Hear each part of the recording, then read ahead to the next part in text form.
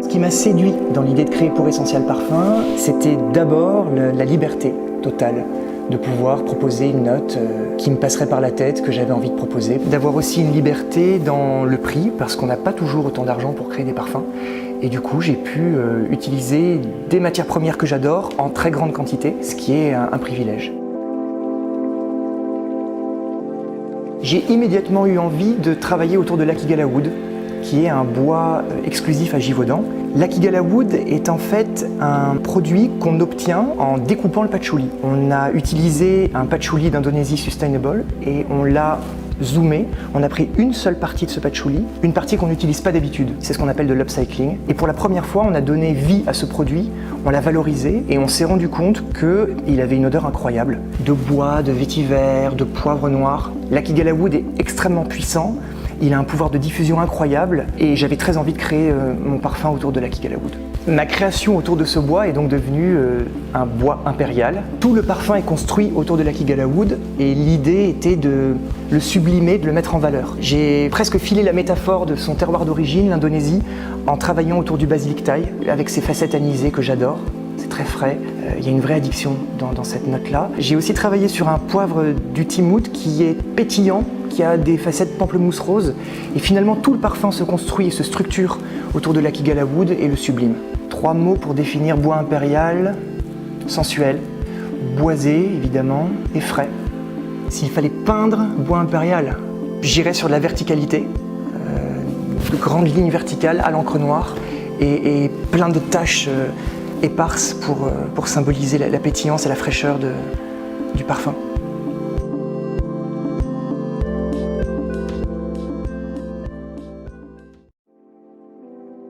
J'ai immédiatement très envie de travailler pour Essential. J'ai adoré la démarche de créer des parfums avec des très belles matières. Grâce à Essential, on a pu mettre ces matières dans des quantités importantes, tout en restant avec un parfum qui soit abordable. La deuxième raison, c'était l'approche assez créative de la marque, qui mettait en avant le parfumeur. La reine du parfum, c'est la bergamote, qui est enrobée d'un accord floral dans lequel on trouve de l'ylang-ylang de Moëli, qui est sustainable. Ce qui était dans le projet de départ une volonté d'Essential d'avoir des matières sustainable, volonté qui est à la fois belle et contemporaine. Et finalement, on arrive sur un accord de bois avec de la fève tonka, sustainable encore une fois. Mais évidemment, si on veut quelque chose de plus facetté, de plus beau, il faut mettre du naturel.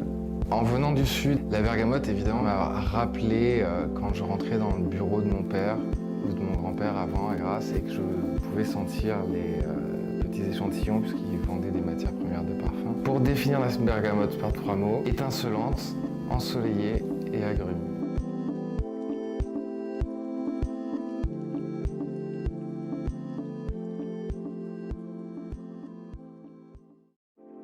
Ce que j'ai beaucoup apprécié dans le développement de ce parfum pour Essential, c'est vraiment de revenir à l'essentiel et de revenir vraiment à la matière. On a la chance chez IFF d'avoir le laboratoire Monique Rémy qui nous propose de très belles matières premières naturelles, certifiées for life, qui respectent et l'environnement et le producteur.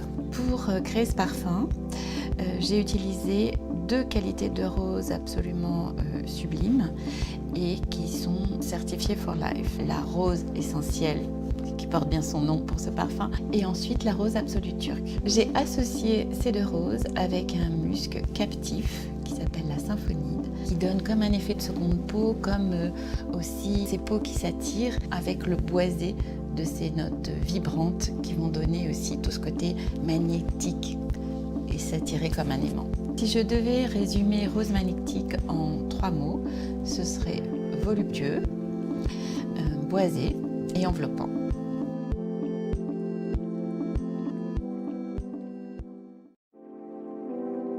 Ce qui m'a particulièrement séduit dans le projet d'Essential Parfum, c'est toute cette politique responsable autour du développement, que ce soit sur le packaging, la bouteille et bien évidemment le parfum et les matières premières utilisées.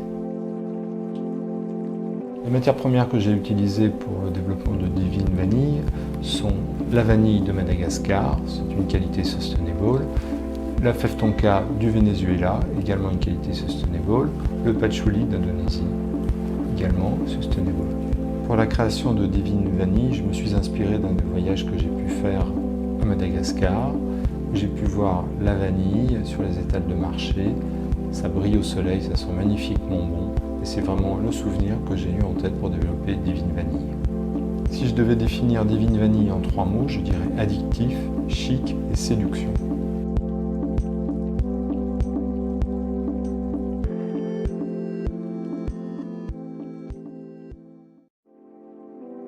La beauté de ce projet a été de pouvoir travailler sur une odeur, une mémoire de bienveillance, de bien-être et d'enveloppement. Le brief The Musk, pour moi, il était parfait pour ça.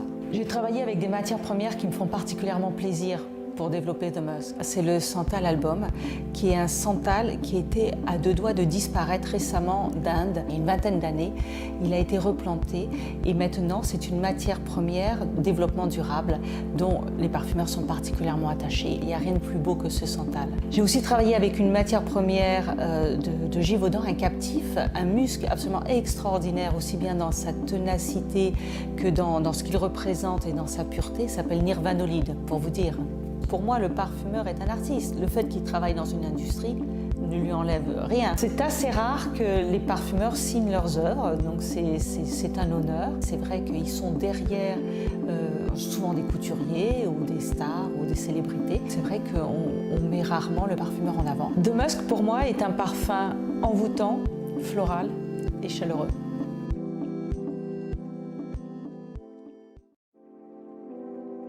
J'ai pris beaucoup de plaisir à travailler sur ce projet Essentiel Parfum parce que carte blanche, liberté de création et puis aussi surtout travailler sans contrainte de prix, ça m'a permis d'utiliser des belles matières premières et d'en mettre beaucoup dans mon parfum. Donc ça c'était évidemment un plaisir immense et rare.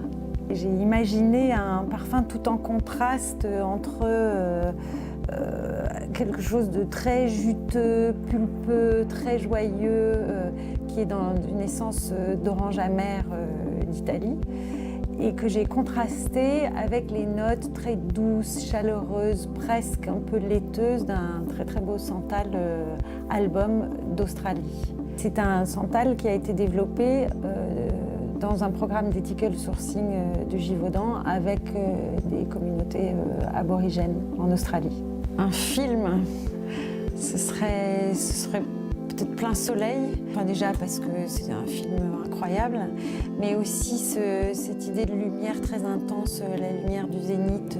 Le parfum que j'ai créé pour Essentiel, ce serait éclatant, joyeux et sensuel.